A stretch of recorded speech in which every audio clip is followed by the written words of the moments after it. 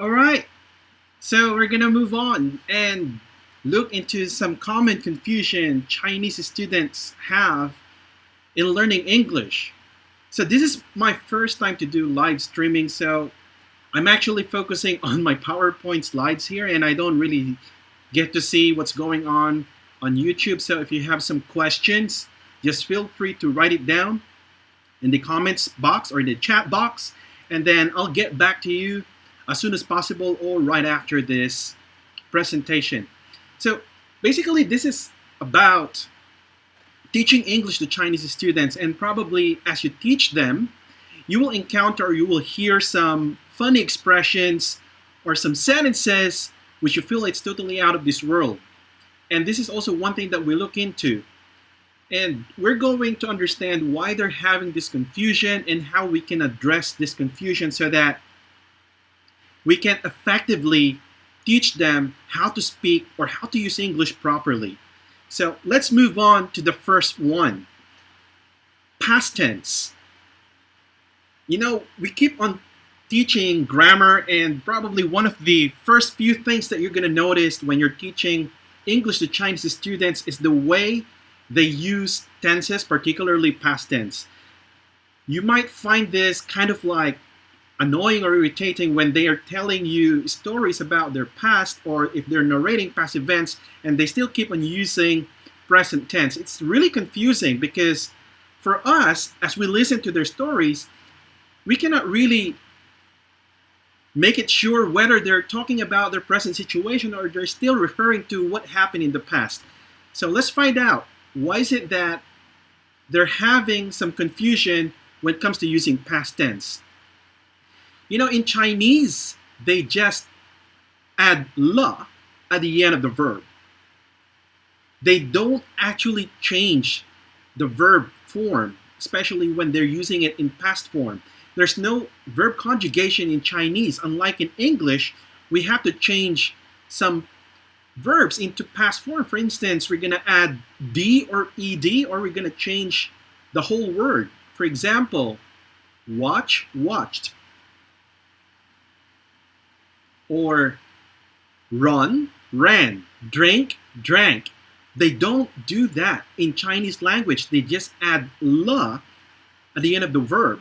So for example, we have some Chinese expressions here. 我吃, which means I eat. 他吃床. Pardon my Chinese, it's not that good. Anyway, I'm not going to read all these Chinese words, but basically in Chinese grammar, they just add la to indicate past tense. So they get used to adding la at the end and not changing the verb. And that is one reason why they're having hard time making, or they're having hard time narrating a past events using past tense. So again, it's different in English because let's say if you're going to have them do the same thing as they do it in Chinese, it would be I eat la. So you notice that there are no changes in the verb forms. That's why they forget that they have to add d or ed or change the verb when using it in past tense. So I can say I'm finished la, or I finished la, but that's not how we do it in English. So I believe that now you have an understanding on how you can address this past tense issue among your Chinese students when it comes to teaching them past forms or having them narrate some past events. So another confusion that they make when it comes to learning English is pronoun confusion, or particularly gender confusion. So what is this about? If we say he is a student, okay, referring to this girl, okay, and if we're going to refer to the boy, sometimes they would say she. Now this is really confusing. For example, a Chinese student is talking about his or her boss, and he or she is describing her boss, and he keeps on saying he. At the end, you will find out that this boss that he was talking about is actually a woman. It's just that that student wasn't able to use the right pronoun. So again, this is one thing that you have to be careful about when you're listening to your students' stories. Don't assume that the student is actually referring to the person using the right pronoun. So you might want to ask, is your boss or your friend a male or female? And then that is when you can correct the student's usage of pronouns. Because in Chinese, they just use one term for third person singular as subjects, and that is ta. And you could see that in the written form. And the only difference in the written character is that you have a different form for female and a different form for male, but the pronunciation, the way they say it in Chinese, is just the same. It's ta. So they don't really have a particular gender pronoun for third person singular. So once again, if you're listening to your students' description or stories, you might want to make sure that the student is actually using the right pronoun for the gender. So that's the second one. Another is the pronoun possessives. So just an example here. A student may say that's he bag or that's I bag, that's she bag or that's I bag, or they can also say that's we bag. Again, the reason why they're having this confusion is that they don't change it. Rather, they add a particle called the at the end of the noun for possessive case, just like this. Oops. I forgot to write the Chinese word for that one. But anyway, now you understand that they don't add or they don't change the pronoun when it comes to possessive, they only add the. So this is one thing that you might want to anticipate when they are talking about possessive case. Now let's move on to the fourth one, the penultimate. It's all about prepositions. Now, let me give you an example. So one might say, I'm in home. And the other one would say, in before, I was in home. Again, the issue about the preposition is that they use some Chinese words such as zai, and they keep using this to indicate a place or time. And that is really confusing for them, especially when they are learning a different language. So now that you have an understanding why they're having this confusion, we can have a different way or another way or a strategy on how we could help them understand that, hey, you're not supposed to say the same exact thing when you say home. We could say at home. And probably they might ask you, why is it that we don't say in, we have to say at? Again, the reason of this question is because this is how they get used to it. They get used to saying in because in Chinese, it's a matter of using the word zai. Finally, Chinglish. This is the funniest one because this is where you can actually hear or read some really confusing or out of this world expressions. For example, or before I give you some example, let me just tell you a bit about Chinglish. So Chinglish is a direct or literal translation of Chinese phrases or sentences to English. So they're just going to translate Chinese sentences directly to English.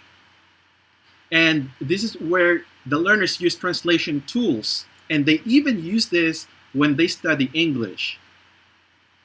Then it has become a habit, and I'm telling you that it is disruptive to their learning progress because just take a look at these.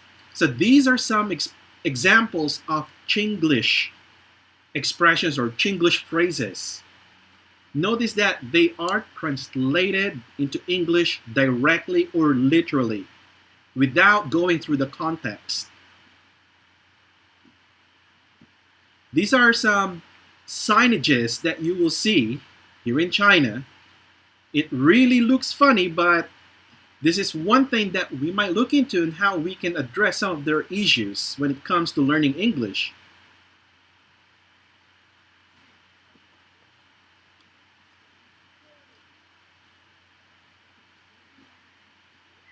Carefully slide.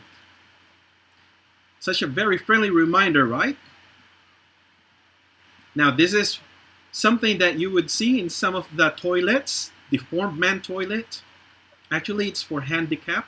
I'm not really quite sure on how they say this in English, but I'm just guessing that it is for handicapped or physically challenged or disabled people.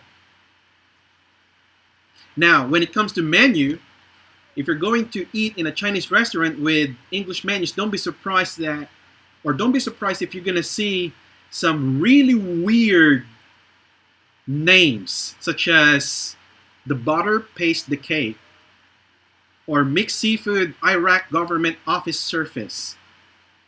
These are direct translation, or even like this.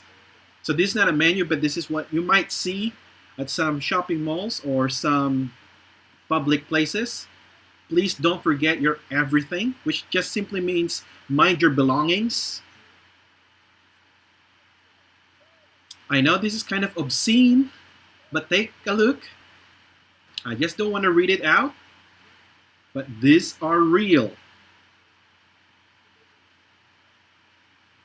Again, something that you might see on some menus explodes the stomach. It's not gonna make your stomach sick, but it is just a way for them to directly translate things into English. For those who are going to hospital, please make it sure that you have a Chinese friend who's really good at English to give you an understanding about those English translation that you see here. They sound really funny or they look funny, but they're real. And this is what we call it Chinglish. And if you're having troubles, it says here, if you have any trouble, please feel free to hang your employee. Sounds really harsh. Okay, so let me wrap up those common confusion that Chinese students make in learning English. First is the past tense. Remember that in Chinese, they don't have verb conjugation. They just add "le." And that makes it difficult for them to learn and understand that when telling past events, they have to change the verb form. And then second, gender confusion is simply because they only use one particular word to refer to a third person singular, whether it's male or female. And then third, pronouns for possessive case. Fourth, for prepositions. And finally, Chinglish. So now that you have an idea about what confusion most Chinese people make when they're learning English, it's time for us to understand how this piece of knowledge can help us. First, it gives us an understanding what our confusion is all about. Probably we keep wondering why they keep on coming up with the same mistake. And this gives us an idea how we can address this mistake and what particular strategy or solutions we could come up with so that we could correct their study behavior. Remember that when it comes to Chinglish, what they normally do is they use translation tools and they even bring their smartphones in their classes. So here are some of my tips, and these are the things that I do when I teach Chinese students English. First, I never let them use their smartphones in class because they will be easily tempted to translate. And if they do that, they're not training their mind to build up a separate English vocabulary, but they're just doing literal translation. Second, I also encourage them not to watch English movies with Chinese subtitles. Again, this is a way for them to rely on Chinese translation. However, if translation is needed, I only have them translate a word, just a word. not the whole phrase or sentence, because if they're going to do that, translating the whole phrase or sentence, they will lose the essence or the meaning.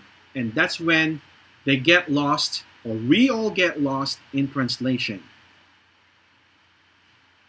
Another is I provide them with useful or relevant expressions or phrases depending on the context or the scenario. So it's very helpful for us if we give them some handy expressions, key expressions, so that they don't really need to think too much of the grammar. They don't need to think too much of how they can make sentences. They just have to familiarize some expressions, some useful expressions. So that is for my last part. We need to help them build up their contextual understanding, and most importantly, reinforce their basic English skills. Because once they have established their basic English skills, all we have to do as teachers is to help them make use of those basic skills when communicating to us or to foreigners using English language. So that's all about my very quick first time live streaming. I hope that you get to learn something out of this. And if you have some questions about teaching English to Chinese students, please feel free to write down in the comments section. And again, if you have asked some questions during my live streaming and I haven't given you